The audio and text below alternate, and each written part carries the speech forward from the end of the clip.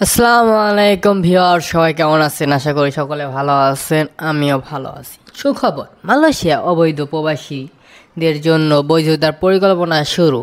Kuala Lumpur, Malaysia সরকার অবশেষে অবৈধ অবস্থানরত প্রবাসীদের জন্য একটি বিশেষ ধরনের বৈধকরণ বা রেগুলারাইজেশন প্রক্রিয়া শুরু করার পরিকল্পনা চূড়ান্ত পর্যায়ে নিয়ে এসেছে।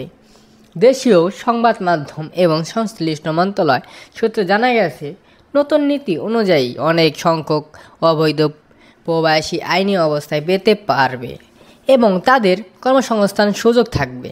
পরিকল্পনা পাঠভূমির কারণ, মালয়েশিয়া অর্থনীতি অনেক ক্ষেত্রে বিদেশি শ্রমিকের উপর নির্ভরশীল, বিশেষ করে নির্মাণ, কৃষি, খাসিভিত্তিক শিল্প এবং উৎপাদন সেক্টর শ্রম সংকট রয়েছে।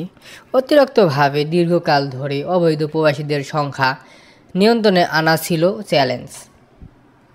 এসব কারণে সরকার এখন রেগুলারাইজেশন উদ্যোগ নিয়ে এগোচ্ছে। 2025 সালে 8 মে মন্ত্রণালয় সম্মিলিত একটি যৌথ কমিটির বৈঠকে সিদ্ধান্ত নেওয়া হয়, যেখানে বলা হয় অবৈধ প্রবাসীদের বৈধ করার পাশাপাশি তাদের কর্মসংস্থানের সুযোগ ও নিয়োগ পরিবর্তন করার অনুমতি দেওয়া হবে। কীভাবে হবে বৈধকরণ? নিম্নলিখিত ধাপ ও শর্ত থাকতে পারে। প্রবাসীদের সমন্বিত আবেদন প্রক্রিয়ার নাম দেওয়া হবে এবং অনুমোদন করা হবে।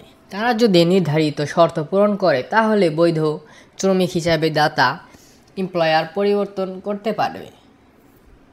আবেদনকারীকে বৈধ পাসপোর্ট যদি থাকে দেখাতে হবে এবং শাস্তিমূলক ইতিবাচক রেকর্ড থাকতে হবে। যে কোনো গুরুতর অপরাধ থাকলে আবেদন বাতিল হতে পারে। অবৈধ অবস্থানের থাকার জন্য বা অতিরিক্ত ভিসা লঙ্ঘনের জন্য নির্ধারিত জরিমানা দিতে হবে। আবেদন প্রক্রিয়া ও সহায়তা কেন্দ্র থাকতে পারে দেশ জুড়ে। সরকারের পক্ষ থেকে বলা হয়েছে, দায়িত্বহীন বা শ্রমিকের ক্ষতিকর কোনো কাজ করলে সংশ্লিষ্ট নিয়োগকর্তা এমপ্লয়ার করণীয় হতে পারে এবং তাদের নতুন কোটা ব্যবহার নিষেধাজ্ঞা দেওয়া হতে পারে।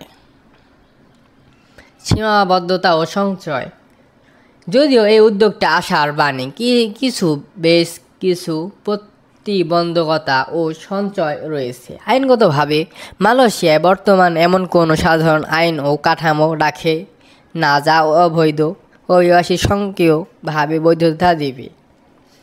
এখনও স্পষ্ট নয় এই প্রক্রিয়া কোনো প্রবাসী দেশগুলোর জন্য প্রযোজ্য হবে এবং প্রক্রিয়ার সময়সীমা কী হবে। কিছু বিরূপ অভিজ্ঞতা আছে পুরনো বৈধকরণ প্রক্রিয়াগুলোর ক্ষেত্রে, যেখানে অনেকে প্রতারণার শিকার হয়েছে বা অতিরিক্ত মূল্য দিতে হয়েছে।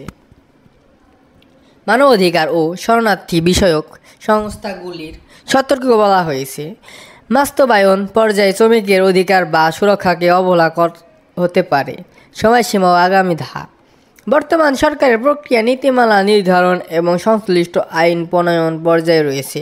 কোনো নির্দিষ্ট তারিখ এখনও আনুষ্ঠানিকভাবে প্রকাশ করা হয়নি, তবে 2025 সালে এই কার্যক্রম শুরু করার সম্ভাবনা বেশি। কর্তৃপক্ষ ইতিমধ্যে অভিবাসন ও মানব সম্পদ মন্ত্রণালয়কে নির্দেশ দিয়েছে প্রস্তুতির কাজ দ্রুত এগিয়ে নেওয়ার জন্য। প্রবাসীর সচেতন করতে প্রচার ও তথ্য সেবা কেন্দ্র চালু করা হবে। এই ছিল আজকের আপডেট। পরবর্তী আপডেট পেতে আমাদের চ্যানেলটি অবশ্যই সাবস্ক্রাইব করে রাখবেন এবং লাইক, কমেন্ট, শেয়ার করে দেবেন। আল্লাহ হাফেজ।